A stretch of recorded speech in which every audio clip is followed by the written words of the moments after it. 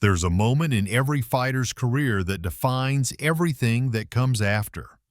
For Mike Tyson, that moment came on November 22, 1986, at the Las Vegas Hilton. He was 20 years and 4 months old, a kid from Brownsville, Brooklyn, who'd been told he'd never amount to anything. On that night, he walked into the ring against Trevor Berbick, the WBC heavyweight champion. 2 rounds later, Mike Tyson was the youngest heavyweight champion in history, a record that still stands today. 38 years later, the image is still vivid. Mike, barely old enough to drink, standing in the ring wearing black trunks and no socks, his hands raised in victory, the crowd roaring. And somewhere, watching from beyond, Cus D'Amato, the man who made it all possible, the man who never got to see it. Mike is 58 years old now. He's lived an entire life since that night in Las Vegas. Champion, prisoner, comeback fighter.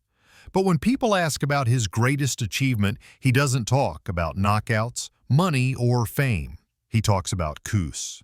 "I did it for Cus," he said. "He told me I'd be the youngest heavyweight champion ever, and I was, but he wasn't there to see it. That's the part that hurts." Cus D'Amato died on November 4, 1985, exactly 1 year and 18 days before Mike became champion. He was 7, he'd trained Mike from age 13, saved his life, and promised Mike he'd be the greatest fighter in the world. Cus kept his promise, but he didn't live to see it come true. Today, when Mike reflects on that night in 1986, he doesn't talk about the belt or the glory. He talks about Cus. "I wanted him to see it," Mike has said. "I wanted him to be there, but I know he was watching." November 22, 1986 was the night Mike Tyson fulfilled the promise Cus D'Amato made to him. The night a 20-year-old kid from Brooklyn became the youngest heavyweight champion in history. And the night the world realized Mike Tyson was a force of nature. Mike Tyson wasn't supposed to make it out of Brownsville. The Brooklyn neighborhood where he grew up was a war zone of poverty, violence, drugs, and gangs. Most kids ended up dead or in prison. Mike was headed down the same path. By age 10, he'd been arrested dozens of times for petty theft, assault, and breaking and entering. He was angry, lost, and getting worse. His father had left. His mother, Lorna, was overwhelmed. Mike was out of control. At 13, Mike was sent to the Tryon School for Boys, a juvenile detention center upstate. It was supposed to straighten him out. Instead, it introduced him to Cus D'Amato. Cus was a legendary boxing trainer who trained Floyd Patterson and Jose Torres to world championships. By the early 1980s, he'd retired and lived in Catskill, New York, running a boxing gym from his home. When a counselor at Tryon told Cus about Mike, Cus wasn't interested at first. He'd seen too many kids come and go. But then he met Mike, and he saw something. Rage, but also discipline, potential, raw power, and a kid desperate for someone to believe in him. Cus made Mike a promise. "If you listen to me, I'll make you the youngest heavyweight champion in history." Mike didn't believe him, but listened anyway. Cus became Mike's legal guardian and moved him to Catskill. He trained him every day, teaching him not just how to fight, but how to think, control emotions, and channel rage productively. Cus believed in the peekaboo style, head movement, quick footwork, explosive combinations. Mike was perfect for it. Short for a heavyweight, but fast, powerful, and fearless. Cus drilled Mike relentlessly. By age 16, Mike was knocking out grown men in sparring, and Cus knew he had something special. In 1985, Mike turned professional at 18. His first pro fight was March 6, 1985 in Albany, New York against Hector Mercedes. The fight lasted 1 round. Mike knocked him out in 107 seconds. Over the next 18 months, Mike fought 15 more times, winning all 15 with 14 knockouts. Most opponents didn't make it past the second round. The boxing world was starting to notice. His combination of speed, power, and aggression was unlike anything they'd seen. And Cus knew it was time to push for a title shot, but Cus never saw it happen. On November 4, 1985, Cus D'Amato died of pneumonia at 77. Mike was devastated. Cus wasn't just his trainer, but his father, his mentor, the only person who'd ever truly believed in him. Mike was at Cus's bedside when he died. Cus's last words were simple. "You're going to be the youngest heavyweight champion ever. Don't let anyone stop you." Mike promised he wouldn't. After Cus died, Kevin Rooney took over as trainer. Mike kept fighting and winning. By mid-1986, Mike was 22-0, all but won by knockout, ranked number 1 in the world. And the WEC heavyweight champion Trevor Berbick was in his sights. Trevor Berbick was no pushover. He was a seasoned veteran who'd fought Larry Holmes and Muhammad Ali in Ali's final fight. In March 1986, he'd beaten Pinklin Thomas to win the WBC heavyweight title. Berbick was confident, maybe too confident. When the fight with Mike was announced, Berbick dismissed him as a kid who wasn't ready. "He's young, he's fast, but he hasn't fought anyone like me," Berbick said. "I've been in the ring with Ali and Holmes.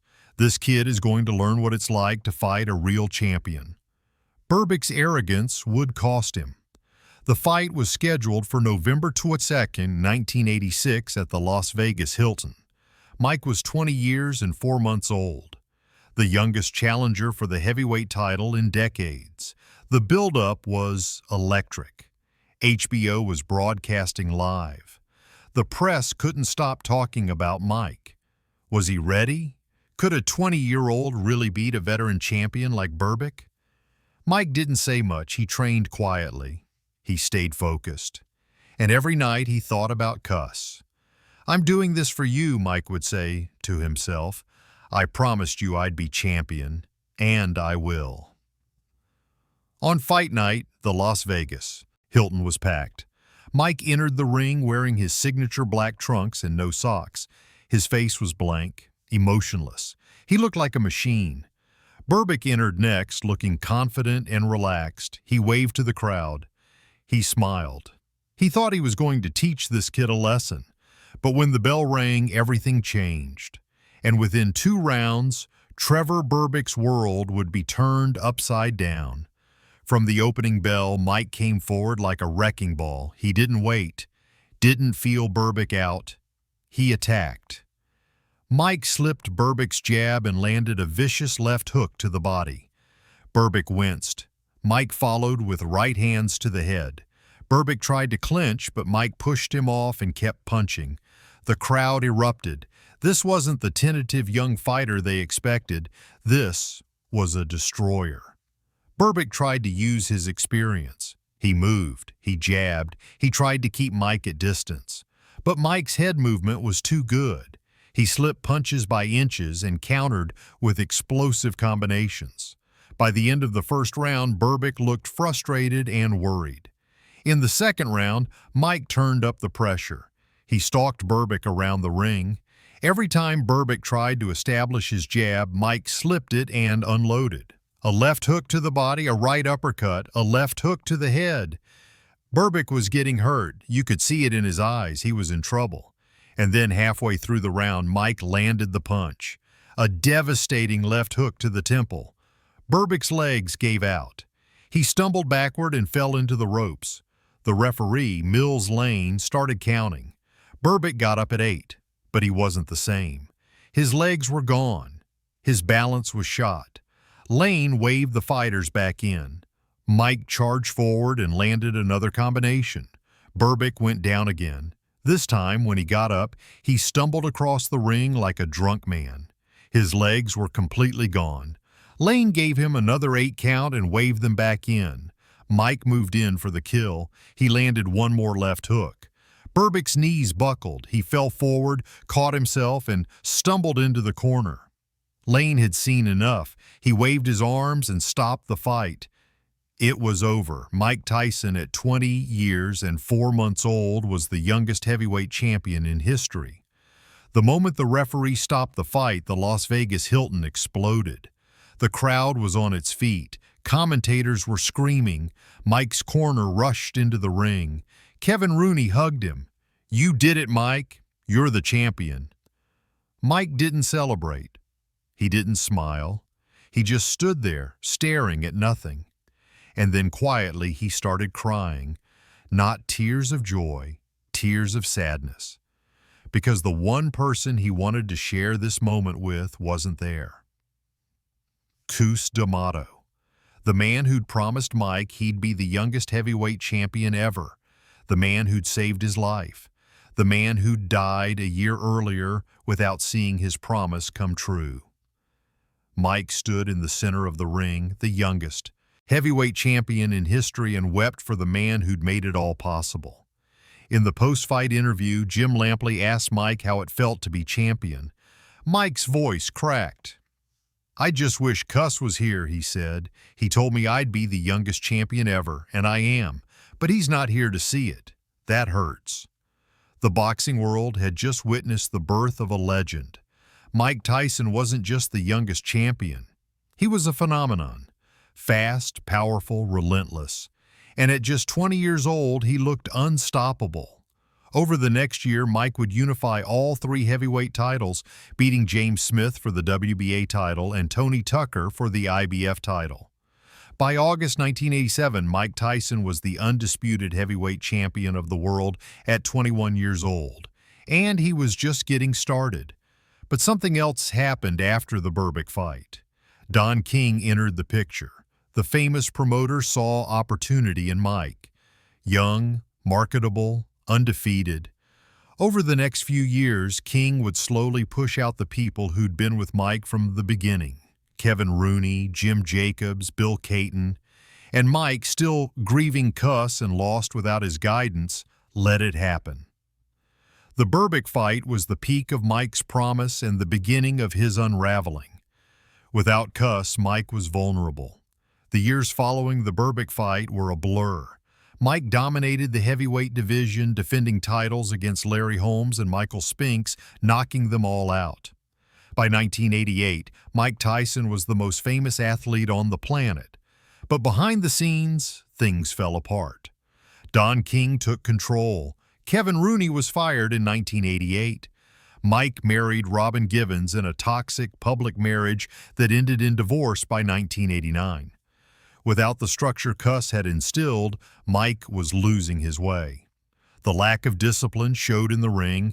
In 1990, Mike lost to Buster Douglas in one of the biggest upsets in sports history. The aura of invincibility was gone. He won some fights after that, but he was never the same fighter who destroyed Berbick in 1986. The speed, head movement, and discipline were gone. By retirement in 2005, he'd been knocked out by Lennox Lewis and quit on his stool against Kevin McBride. He'd become a cautionary tale. But none of that erases what he accomplished on November 22, 1986.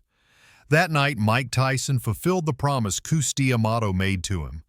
Mike Tyson is 58 years old now. He's been retired from boxing for nearly 20 years. Champion, convict, comeback fighter, actor, podcaster. When Mike talks about his career, he always comes back to November 22, 1986. The night he became the youngest heavyweight champion and fulfilled the promise to Cus D'Amato. That was for Cus, Mike has said. Everything I did in boxing, I did for him. He saved my life. Even though he didn't get to see me become champion, I know he was watching. The record still stands. 38 years later, no one has broken it. Cus told me I'd be the youngest champion ever, Mike has said, and I was. That's all that matters. Mike has reflected on what went wrong after Berbick. I lost Cus and I lost myself. I didn't have the discipline. I let people in who didn't care about me. If Cus had been there, none of that would have happened. Today, Mike lives a quieter life. He's sober, focused on his family, and does podcasts where he speaks openly about his past. He honors Cus D'Amato's memory. Cus saved me, Mike says. He gave me a life. November 22, 1986 will forever be remembered as the night a 20-year-old kid from Brooklyn became the youngest heavyweight champion in history. Mike Tyson walked into the Las Vegas Hilton as a challenger and walked out as a legend. He destroyed Trevor Berbick in 2 rounds and fulfilled the promise Cus D'Amato made to him. But the legacy of that night is complicated. It was the peak of Mike's potential when everything Cus had trained him for came together. But it was also the beginning of the end. Without Cus, Mike was lost. And the people who surrounded him after that night cared about money, not his well-being. Mike, still grieving and searching for direction, let them in. The question remains, what would Mike's career have looked like if Cus had lived to see it? Would Mike have stayed disciplined? Would he have avoided the chaos? We'll never know. But what we do know is this. On November 22, 1986, Mike Tyson fulfilled the promise Cus D'Amato made to him. He became the youngest heavyweight champion in history, and no one has broken that record in 38 years. That night was the peak of Mike's greatness, and while Mike's career didn't end the way Cus would have wanted, that night will always stand as proof that Cus D'Amato knew what he was doing. He saw greatness in Mike Tyson, and on November 22, 1986, the world saw it too. Here's the final question.